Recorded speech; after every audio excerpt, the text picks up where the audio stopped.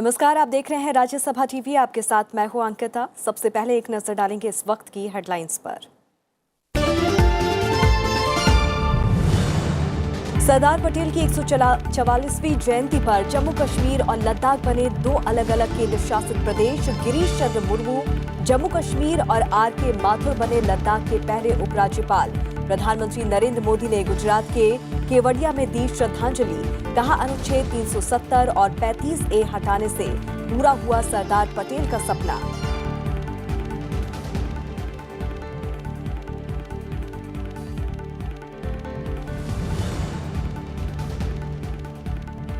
देश भर में राष्ट्रीय एकता दिवस के रूप में धूमधाम से मनाई गई सरदार पटेल की जयंती। राष्ट्रपति और उपराष्ट्रपति ने भी लौह पुरुष को योगदान को किया याद। संसद के केंद्रीय कक्ष में दी गई श्रद्धांजलि। देश भर में 700 से ज्यादा जिलों में राष्ट्रीय एकता दौड़ में लाखों लोगों ने लिया हिस्सा।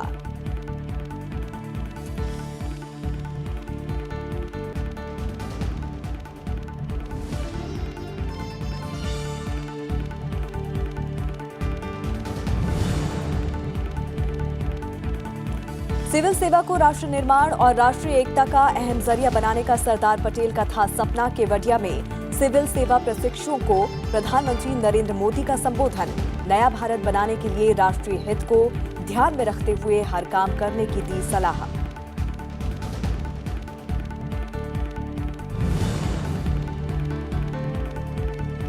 जम्मू कश्मीर मामले में चीन की बयानबाजी पर भारत ने जताया कड़ा ऐतराज। विदेश मंत्रालय ने कहा, आंतरिक मामले में बयान देने से बाज आए चीन।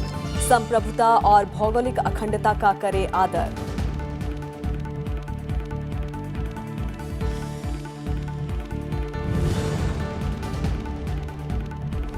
कुलभूषण जाधव मामले में इंटरनेशनल कोर्ट ऑफ जस्टिस से पाकिस्तान को बड़ा झटका। आईसीजे प्रेसिडेंट ने संयुक्त राष्ट्र महासभा में कहा, भारत के दिए किसी भी तथ्य का खंडन नहीं कर पाया पाकिस्तान। वियना संधि का किया उल्लंघन।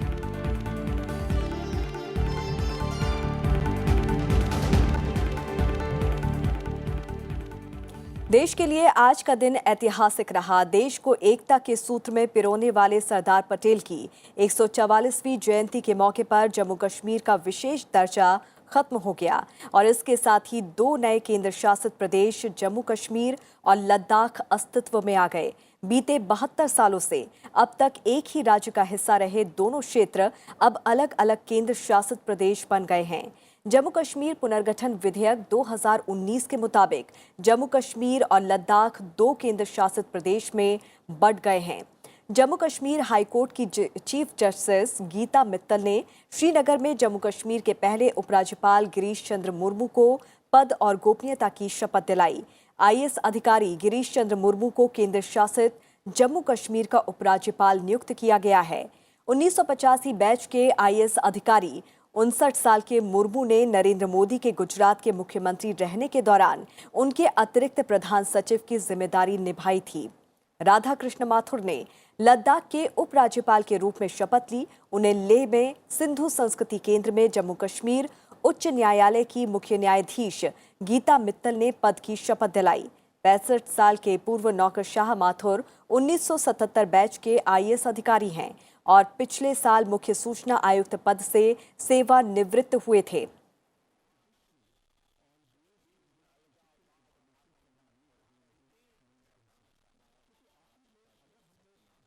अब दोनों केंद्र शासित प्रदेशों में भारतीय दंड संहिता और क्रिमिनल प्रोसीजर कोड की धाराएं लागू होंगी। दोनों ही जगह अलग अलग प्रशासनिक व्यवस्था होगी, जिसकी कमान राष्ट्रपति के प्रतिनिधि के तौर पर उपराज्यपाल संभालेंगे।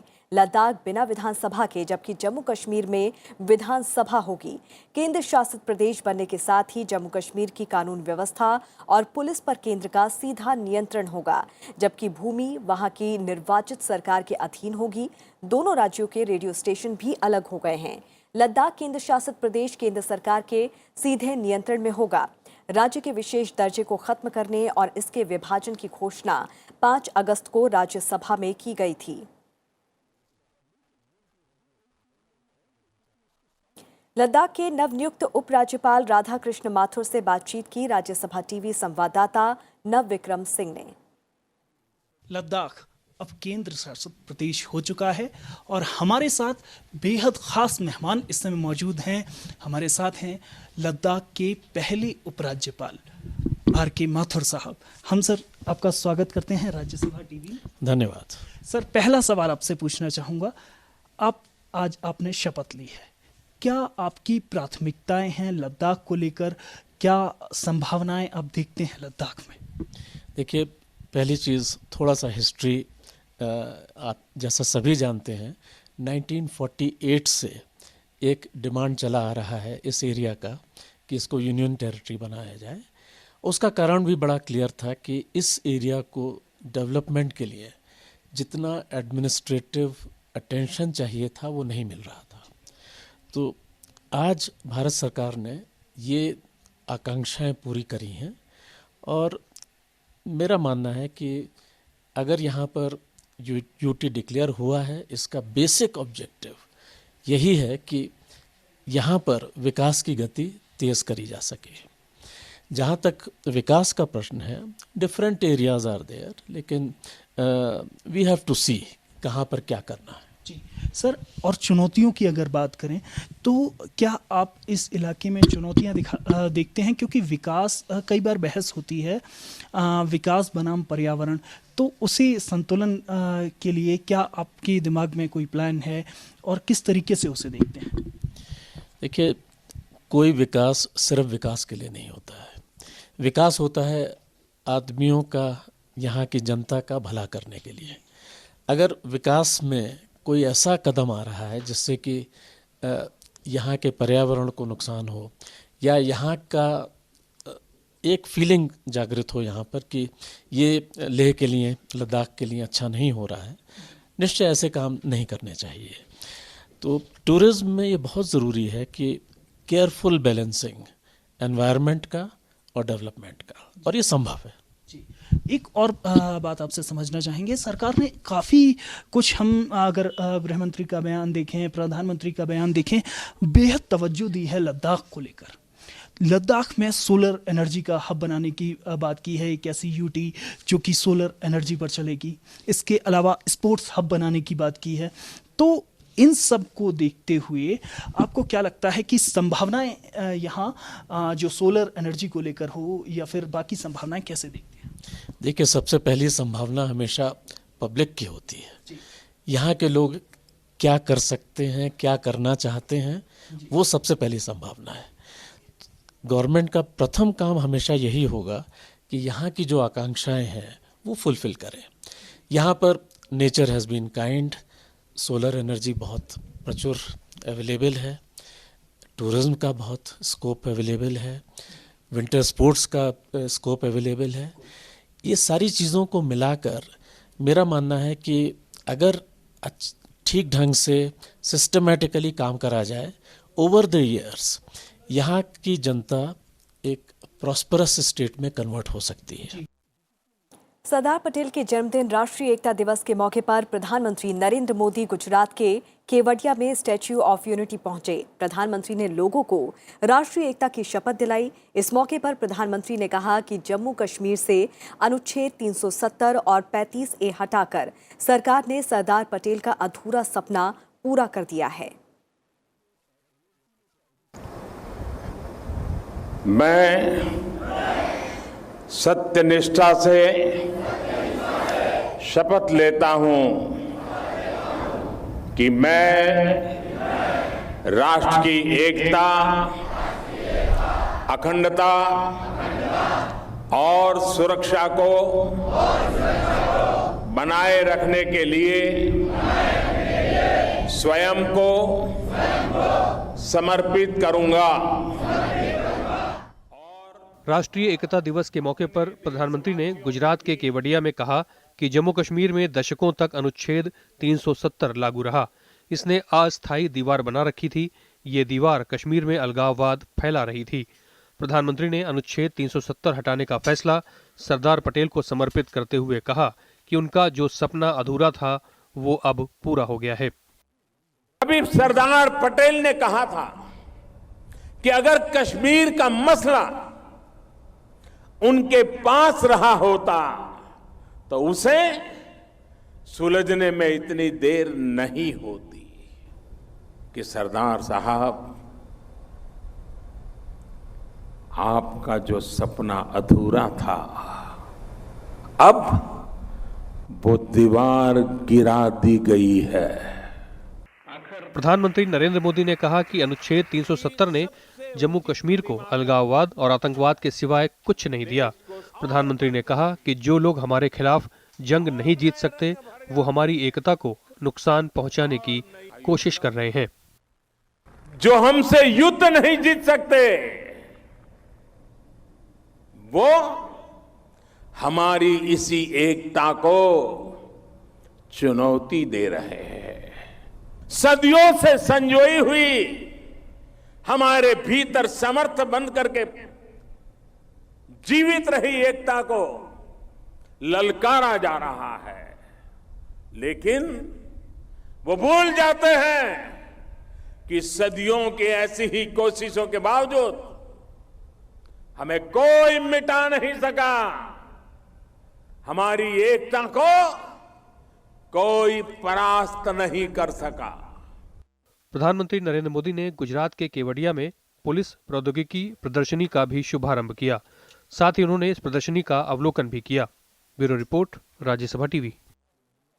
प्रधानमंत्री नरेंद्र मोदी ने केवड़िया में सिविल सेवा प्रशिक्षुओं को संबोधित करते हुए कहा कि सिविल सेवा को राष्ट्र निर्माण और राष्ट्रीय एकता का महत्वपूर्ण जरिया बनाने का दृष्टिकोण सरदार पटेल का था।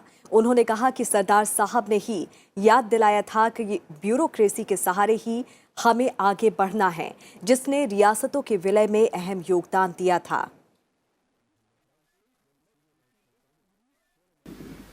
कि आप जिस सेवा से जुड़े हुए हो, ये सेवा सरदार साहब के सपने का अंश है, और इसलिए जिस मजबूत नींव की शुरुआत सरदार साहब ने की थी, जो पिछले 70 साल तक अपना क्रमिक विकास करती रही है, अब वक्त बदला है, सदी बदल चुकी है, सपने बदल चुके हैं, इरादे बदल चुके हैं, अपेक्षाएं बदल चुकी हैं। इस मौके पर प्रधानमंत्री ने कहा कि नया भारत बनाने का सपना पूरा करने के लिए नौकरशाही को आगे आना होगा। ये सबकी जिम्मेदारी है।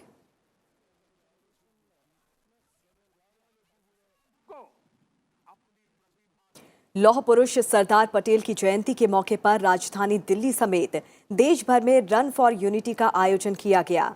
केंद्रीय गृह मंत्री अमित शाह ने मेजर ध्यानचंद नेशनल स्टेडियम में रन फॉर यूनिटी को झंडी दिखाकर रवाना किया। इसके अलावा गृह मंत्री ने सरदार पटेल की जयंती पर दिल्ली पुलिस के नए मुख्यालय का भी उद्घाटन किया।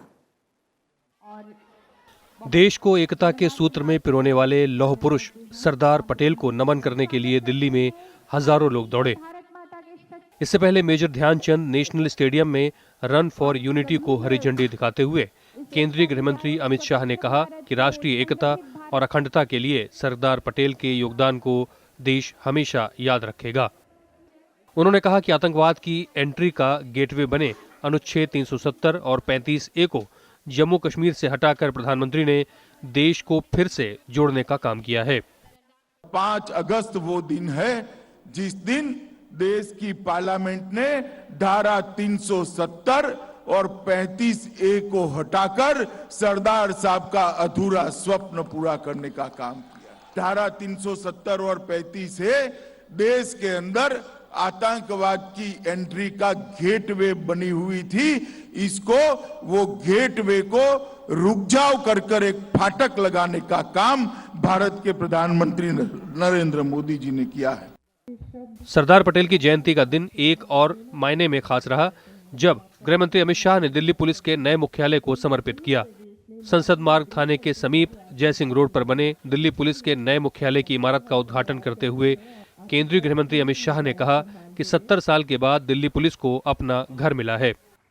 लौह पुरुष सरदार वल्लभ भाई पटेल ने पूरे देश को एक सूत्र में पिरोया है, जिनकी जयंती के दिन इसका उद्घाटन गर्व की बात है।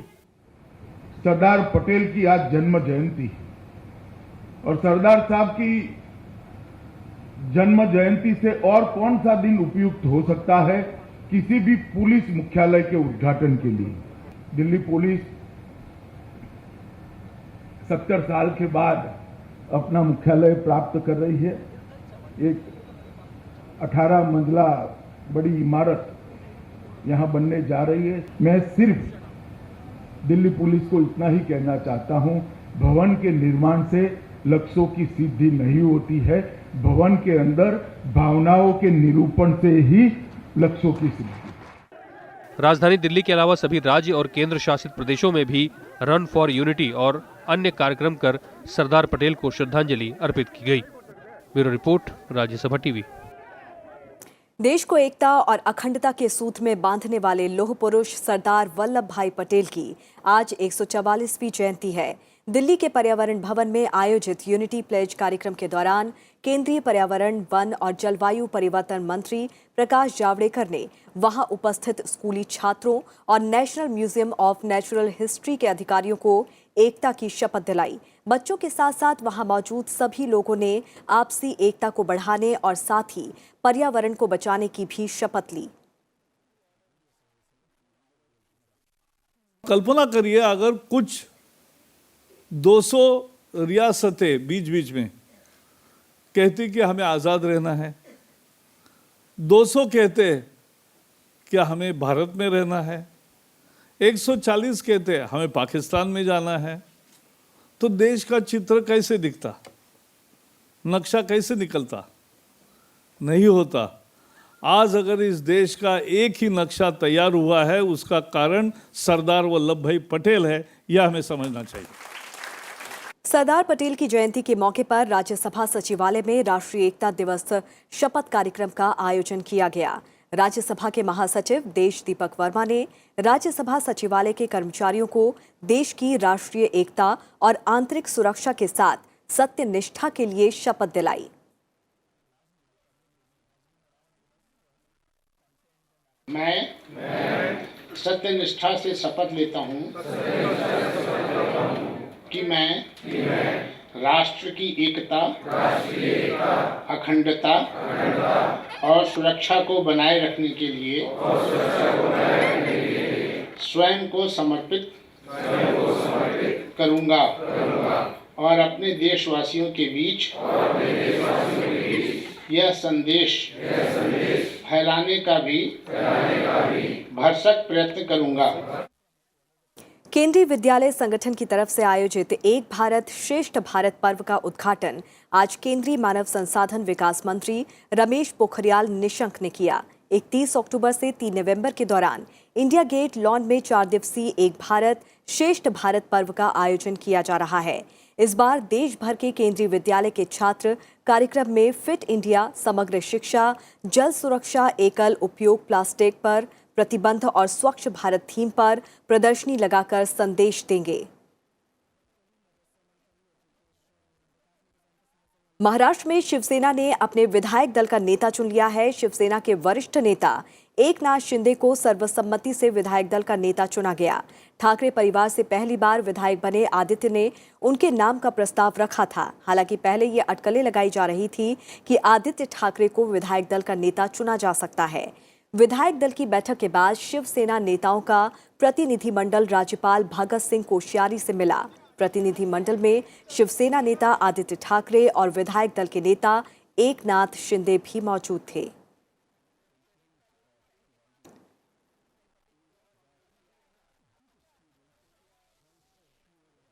भारत ने जम्मू कश्मीर मामले पर चीन की बयानबाजी को लेकर गहरी फटकार लगाई है। विदेश मंत्रालय ने कहा है कि जब भारत चीन के अंदरूनी मामले में कोई हस्तक्षेप नहीं करता है, उसी तरह चीन को भारत के आंतरिक मामले में बयान देने से बाज आना चाहिए। विदेश मंत्रालय के प्रवक्ता ने कहा है कि जम्मू कश्मीर और लद्दाख भारत का अभिन्न अंग है। चीन ने भारत के एक हिस्से पर गैर कानूनी तरीके से कब्जा कर रखा है। रवीश कुमार ने कहा है कि चीन पाकिस्तान इकोनॉमिक कॉरिडोर के बारे में भी भारत ने कह रखा है कि ये गैरकानूनी तरीके से 1947 में पाकिस्तान के द्वारा हड़पी गई जमीन पर बनाया जा रहा है। उन्होंने कहा कि आशा है कि चीन भारत की संप्रभुता और भौगोलिक अखंडता का आदर करेगा। विदेश मंत्रालय प्रवक्ता का ये बयान चीन के प्रवक्ता के बयान के बाद आया है, जिसमें चीन के प्रवक्ता ने जम्मू कश्मीर के विभाजन को गैरकानूनी और अनावश्यक बताया था। China is well aware of India's consistent and clear position on this issue. The matter of reorganization of the erstwhile state of Jammu and Kashmir into the Union territories of Jammu and Kashmir and Ladakh is entirely an internal affair of India. We do not expect other countries, including China, to comment on the matters which are internal to India, just as India refrains from commenting on internal issues of other countries. The Union territories of Jammu and Kashmir and Ladakh are integral part of India. We expect other countries to respect India's sovereignty and territorial integrity. China continues to be in the occupation of a large tract of area in the Union territories of Jammu and Kashmir and Ladakh. It has also illegally acquired Indian territories from Pakistan-occupied Kashmir under the so-called China-Pakistan Boundary Agreement of 1963. India has consistently conveyed its concerns to both China and Pakistan on the projects in so-called China-Pakistan Economic Corridor, which is in the territory that has been illegally occupied by Pakistan since 1947. विदेश मंत्रालय ने कहा है कि यूरोपीय संघ के सांसदों की यात्रा से जम्मू कश्मीर मामले का अंतर्राष्ट्रीयकरण नहीं हुआ, बल्कि इससे पूरी दुनिया में जम्मू कश्मीर में पाकिस्तान समर्थित आतंकवाद से हुई बर्बादी दुनिया के सामने आ गई है। विदेश मंत्रालय प्रवक्ता रवीश कुमार ने गुरुवार को एक सवाल के जवाब में कहा कि उक्त सांसदों ने जो बयान मीडिया को दिए हैं उसमें उन्होंने वही बात कही है जो भारत कहता रहा है। उन्होंने कहा कि यूरोपीय सांसदों की यात्रा निजी थी। This is what MEA is expected to do. This is what we have been doing. This is part of our engagement with other countries and think tanks, media. And if I heard what you heard from the members of European Parliament after their visit, I think it is the issue of cross-border terrorism, the role of Pakistan in the cross-border terrorism, which got international opinion. And I think, if you look at what we have done, I think on many occasions, engagement with the diplomatic community is not internationalizing the issue. External Affairs Minister has spoke at different forums in the US, across several platforms. That is not internationalizing. We are supposed to share our perspectives on a certain issue. And we are supposed to share that with different groups of people who would like to get that perspective. So that definitely is not the intent. It is not a question of ceding ground at all. We feel that this is feeding into the larger objective, larger interest which we have. अंतर्राष्ट्रीय न्यायालय ने अपनी सालाना report में पाकिस्तान की एक बार फिर से खिंचाई की है। भारतीय नागरिक कुलभूषण जाधव को गलत तरीके से मौत की सजा सुनाने की आलोचना करते हुए इंटरनेशनल कोर्ट ऑफ जस्टिस ने कहा है कि भारत ने इस बारे में जो तथ्य पेश किए थे उसका पाकिस्तान खंडन नहीं कर पाया था और अंतर्राष्ट्रीय अदालत ने पाया था कि इस मामले में पाकिस्तान ने अंतर्राष्ट्रीय कानूनों और वियना प्रोटोकॉल का उल्लंघन किया था। ये कुलभूषण जाधव के मूल मानवाधिकार का उल्लंघन था। आईसीजे ने अगस्त 2018 से जुलाई 2019 तक की अवधि की अपनी वार्षिक रिपोर्ट में पाकिस्तान की इस बात के लिए भी आलोचना की। उसने इस मामले में कोर्ट के अधिकार क्षेत्र पर भी सवाल उठाए थे, जबकि भारत और पाकिस्तान दोनों इसके सदस्य हैं। आईसीजे अध्यक्ष अब्दुल कवी यूसुफ ने ये रिपोर्ट संयुक्त राष्ट्र महासभा को सौंपते हुए कहा कि हमने साफ साफ पाया कि पाकिस्तान ने वियना समझौते का उल्लंघन किया है, इसीलिए हमने कुलभूषण जाधव की मौत की सजा पर पाकिस्तान को पुनर्विचार का आदेश दिया था। दिल्ली में आज अंतर मंत्रालय फुटबॉल टूर्नामेंट का फाइनल मुकाबला खेला गया। जूनियर विंग में राज्यसभा सचिवालय की टीम ने सूचना और प्रसारण मंत्रालय की टीम को हराकर खिताब अपने नाम किया। मैच की शुरुआत में दोनों टीमों में कड़ी टक्कर देखी गई, लेकिन दूसरे हाफ में राज्यसभा सचिवालय टीम के खिलाड़ियों ने बेहतर खेल का प्रदर्शन करते हुए 2 गोल दागे और आखिर तक मैच में बढ़त बनाए रखी। जूनियर विंग में कुल 13 टीमों ने हिस्सा लिया था और राज्यसभा सचिवालय ने बिना कोई मैच हारे खिताब अपने नाम किया। टूर्नामेंट में सबसे ज्यादा गोल करने का रिकॉर्ड भी राज्यसभा सचिवालय के खिलाड़ी एस खुकिब के नाम रहा।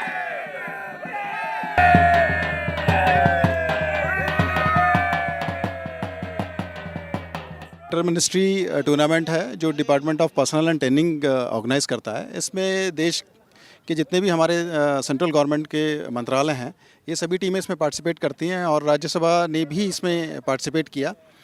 और कुल मिला के जो मुझे बताया गया है कि 13 टीमें इसमें मिनिस्ट्री की थी जिन्होंने इसमें पार्टिसिपेट किया और 2 ग्रुप थे हमारे और कुल मिला के राज्यसभा ने फाइनल तक 8 मैच खेले और अजय रही, किसी भी मैच में नहीं हारी हमारी टीम।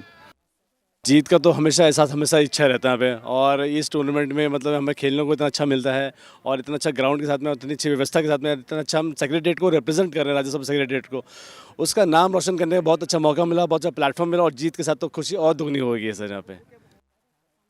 और बुलेटिन में अब बात पर्यावरण और जलवायु परिवर्तन से जुड़ी खबर की।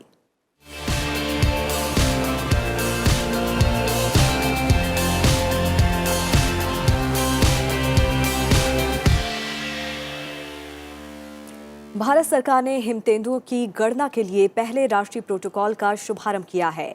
23 अक्टूबर को मनाए जाने वाले हिम तेंदुआ दिवस के मौके पर दिल्ली में इसकी शुरुआत की गई। इसका मकसद हिम तेंदुए के संरक्षण को बढ़ावा देकर अगले 1 दशक में इनकी संख्या को दोगुना करना है। पारिस्थितिकी तंत्र सुरक्षा कार्यक्रम की संचालन समिति की 4थी बैठक को संबोधित करते हुए पर्यावरण मंत्री प्रकाश जावड़ेकर ने कहा था कि हिम तेंदुआ के क्षेत्र में शामिल भारत, नेपाल, रूस, मंगोलिया और किर्गिस्तान समेत अन्य देशों की साझा पहल पर हिम तेंदुओं की गणना के लिए प्रोटोकॉल को शुरू किया गया है। भारत में हिमालय क्षेत्र के 4 राज्यों हिमाचल प्रदेश, उत्तराखंड, सिक्किम, अरुणाचल प्रदेश और केंद्र शासित क्षेत्र जम्मू कश्मीर और लद्दाख में हिम तेंदुओं की संख्या 400 से 700 के बीच है। हिमालयन इलाके में पारिस्थितिकी संतुलन में हिम तेंदुओं की अहम भूमिका होती है।